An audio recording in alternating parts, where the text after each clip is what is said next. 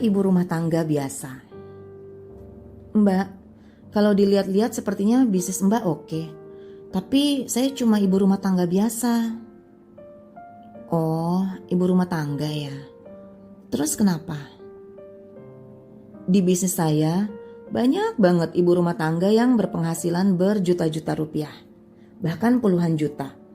Namun, banyak juga sih yang gak pede. Mau bisnis, maju mundur. Sekalinya maju, pelan benar kayak jalannya siput.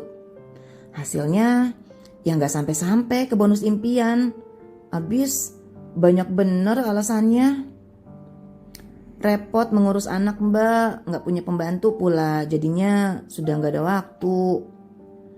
Kalau saya bilang sih, ibu rumah tangga yang sibuk mengurus anak dan repot berat justru harus punya bisnis biar gak stres sama urusan rumah.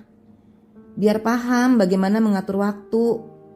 Saya kenal ibu 3 anak tanpa asisten di rumah dan masih bisa berbisnis, masih menghasilkan pula. Boro-boro modal bisnis, uang belanja saja masih kurang. Makanya susah nih Mbak. Lah, dulu saya mulai bisnis ini memangnya punya modal berapa banyak sih? Saya mulai bukan dari nol, melainkan dari minus saking banyak bener utangnya. Ada ilmu memutar duit. Bisnis butuh modal itu benar, tapi kan bisa pilih bisnis dengan modal sesuai kantong kita. Namanya ibu rumah tangga, saya gak ada waktu bergaul Mbak. Gak kemana-mana. Gimana mau jualan? Bu, hari gini ketemu satu teman baru setiap hari itu bisa banget kan? Belanja di pasar pasti ketemu orang banyak kan? Kenapa gak kenalan? Di dekat rumah ada tetangga kan? Kenalan dong.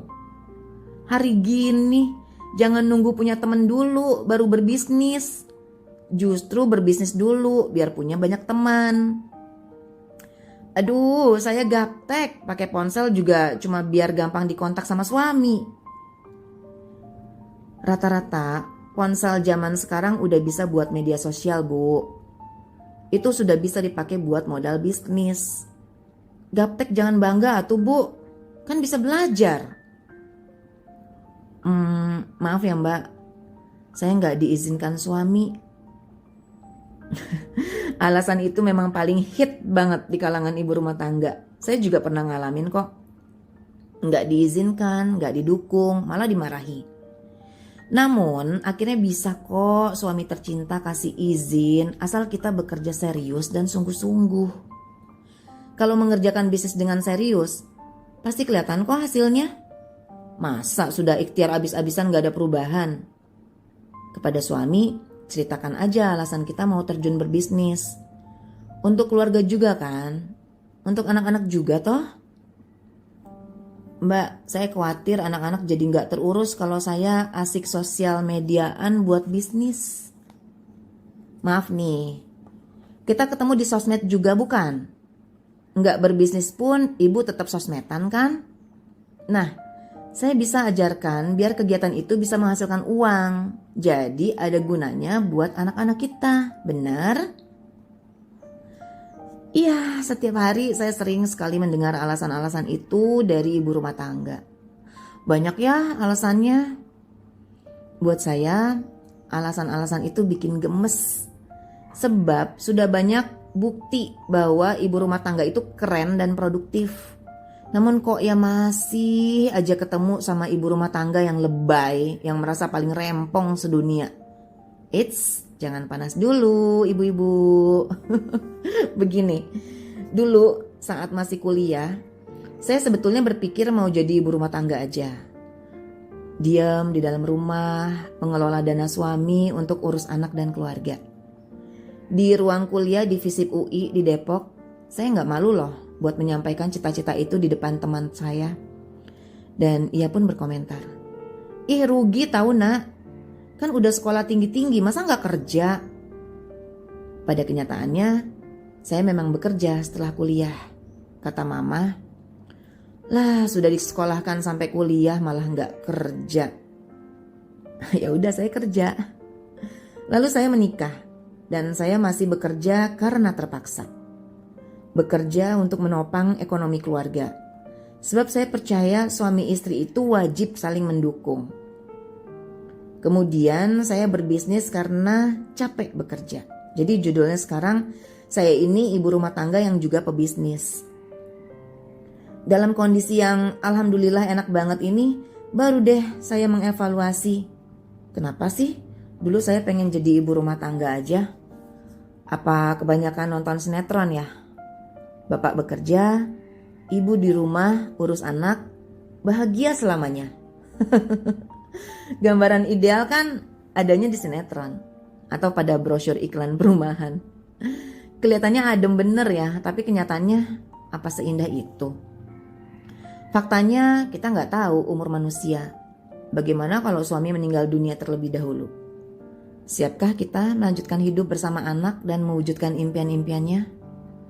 Atau kalau suami sakit berkepanjangan, siapa yang kemudian harus pasang badan buat kelangsungan hidup keluarga? Istri kan?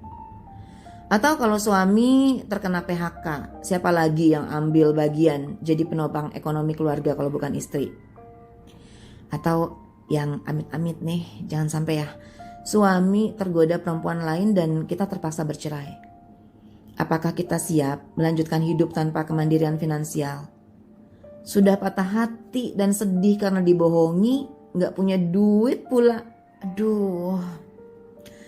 Setelah saya terjun ke bisnis, bagian itu yang paling banyak saya temui. Miris deh. Mau bisnis dilarang, malah ditinggal pergi ke perempuan lain. Merana banget. Jadi, apapun kondisinya, perempuan itu harus kuat secara finansial. Sudah deh, lihat aja istri Rasulullah SAW punya bisnis loh. Itu zaman dulu kan. Jadi sudah dari dulu perempuan diakui sanggup berbisnis. Dan percaya nggak? Apa aja yang dipegang perempuan itu bisa jadi duit. Kalau bikin jus, ini bisa dijual, lalu jadi duit. Jika masak makanan atau bikin kue, itu bisa dijual, lalu jadi duit. Suka menjahit, buka jasa menjahit baju, jadi duit juga kan? Suka merajut, bisa juga dijual. Sebut deh kerjaan yang ibu-ibu rumah tangga banget, pasti bisa jadi duit. Bener kan? Jadi kenapa nggak berbisnis, Bu? Saat keluarga baik-baik aja, banyak orang nyaman dengan status ibu rumah tangga. Saat baik-baik aja loh ya. Ketika kondisi tidak sesuai harapan, baru deh muncul hukum kepepet. Sama seperti yang terjadi pada salah satu partner bisnis saya. Di hari seharusnya kami bertemu untuk membahas bisnis, dia tidak muncul. Otomatis saya kontak dong. Non, gak jadi ketemu lagi nih hari ini.